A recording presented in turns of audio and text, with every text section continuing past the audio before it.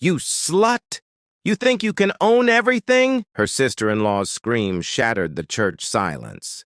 And then came the slap, loud, public, brutal, right in front of the coffin. She staggered, but didn't fall. Because what the crowd didn't know, the widow they just tried to erase now owned everything they were fighting for. Before we dive deep, what country are you watching from? Drop it in the comments now. And if you're watching and haven't subscribed yet, smash that subscribe button and share this video with someone who needs to hear it. Because here on Black Voice Stories, we turn silence into power and injustice into pure justice. Dr. Amara Fields was no gold digger. She was a world-class cardiothoracic surgeon, forged through poverty, sleepless nights, and brilliance that demanded to be acknowledged. They saw her skin and dismissed her. But she had already saved lives they couldn't buy back with money. She was the kind of woman they didn't expect him to love. She didn't come from wealth or lineage or legacy. She didn't wear her class like perfume or drip with the practiced grace of a country club daughter. She was born in struggle, raised by discipline, and carved from sacrifice. Her skin was a shade they only praised when describing coffee or mahogany furniture. Never when it belonged to a woman claiming the family name. She had graduated top of her class in medical school while working 2 jobs and caring for her grandmother in a 1-bedroom apartment. She had walked into every room underestimated, overlooked and labeled before she ever said a word. And still, she never asked to be seen. She demanded it through excellence, through silence, through presence. She didn't beg to belong. She simply became undeniable. When he met her, he was already sick, already drowning in the burden of legacy, already shackled to a family name that gave him everything except peace. And when he smiled at her, she didn't treat him like an empire. She treated him like a man. She didn't care about the private jets or trust funds or press photos. She cared that he was tired, that his hands trembled when he thought no one was watching, that he had built a kingdom with no one beside him who truly saw him. So he married her, not for image, not for convenience, but for soul. And from that day on, they never forgave her for it. They dressed their hatred in politeness. They smiled through gritted teeth and used words like unconventional and bold to describe her. At every gathering, they handed her the wrong glass, sat her near the kitchen, forgot to introduce her. They praised her to her face and mocked her in whispers. They said she was strong but meant aggressive, said she was confident but meant arrogant, said she was independent but meant ungrateful. Every moment she spent beside their son, brother heir, they treated as borrowed time, a stain they were waiting to erase. But she said nothing, not because she was weak, but because she had long learned that silence was sharper than words. She moved through their halls with grace. She served them meals in their own homes. She attended their charity galas and wore the right gowns and smiled in the right photos. But she never forgot. She remembered every name, every smirk, every insult wrapped in a compliment. And when he died, they saw their opening. The church was packed, not for him, but for the show. The pews overflowed with those who had never once visited him in the hospital. The choir sang louder than ever. The deacon who never liked him now preached about his legacy. And at the front of it all stood the widow they refused to acknowledge. In black, alone, strong. Then came the slap. It landed mid-hymn, without warning. No build-up, no hesitation. A pale hand reached across years of resentment and struck her face in front of the altar. The sanctuary gasped. Phones froze mid-record. Children turned their heads. The choir fell silent. And for one long, suspended moment, all anyone could hear was the echo of violence. Against skin, she didn't fall. She didn't scream. She didn't flinch. She simply stared ahead. Her cheek red, her hat now crooked, her hand still clasped. The woman who slapped her, a sister of the deceased, stood trembling, not with guilt, but satisfaction. It wasn't grief. It was ownership. She believed the legacy was hers. that the name belonged to her blood, not to this outsider.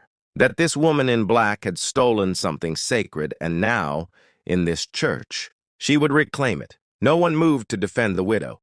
No one spoke. Not the pastor, not the ushers, not the family. And so she turned and walked out. She didn't run. She didn't look back. She didn't fix her hat or wipe her cheek. She walked with the same poise they had always hated her for. And as the church doors swung closed behind her, the story they thought they were writing, the story of the outsider, cast out, began to crumble, because what no one knew, not even the sister with the shaking hand, was that her husband had seen this day coming. He had predicted every insult, every lawsuit, every attempt to erase his wife from history, and he had prepared for it with a precision that only a dying man could summon. 3 days later, the will was read. It was brief, direct, irrefutable.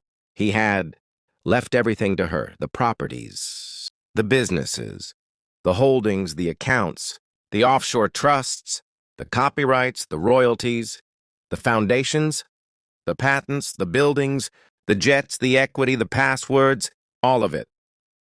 Not a dollar to his family, not an inch of land, not a single key. They sued.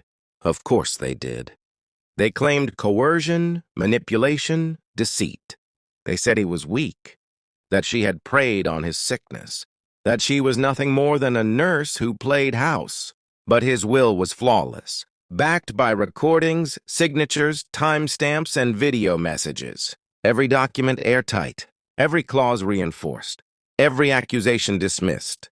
They tried media campaigns, leaked stories, tabloid interviews.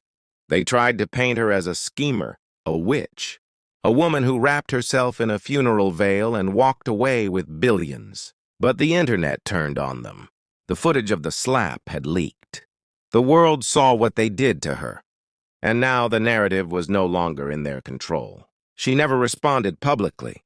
She never released a statement. She didn't tweet. She didn't post. She didn't grant interviews. She built. She sold the vacation estates. She liquidated the assets they had hoarded for ego. She closed the family office and opened a scholarship fund in the name of her mother. She paid off medical debt for thousands of families across the country.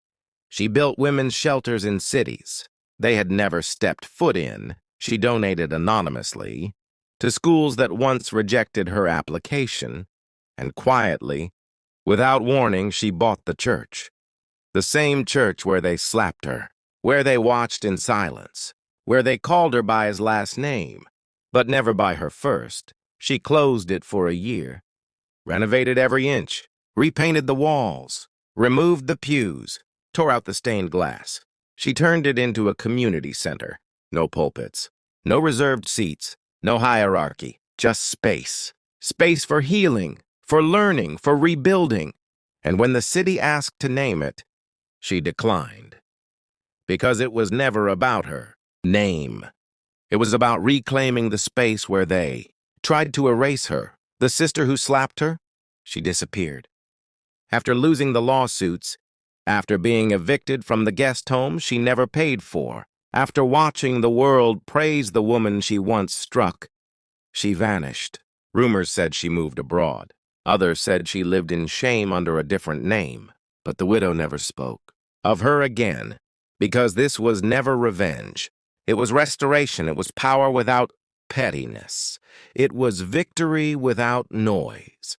And years later, when the family gathered in whispers, trying to resurrect old claims and forgotten grievances, they always paused when her name came up, because they knew she wasn't a widow anymore. She was a monument, untouchable, unapologetic, unmoved. They had slapped her in church. Now she owned the building. They had mocked her at the funeral. Now she funded their foundations. They had tried to bury her with their brother, but she rose, not with noise, but with empire. Not with vengeance, but with legacy, not with rage, but with $3 billion worth of undeniable proof that silence, when backed by strategy, speaks louder than screams. They thought they buried a widow, but they awakened a legacy. She didn't raise her voice. She raised an empire. And while they hid behind tradition, she rewrote the rules in silence.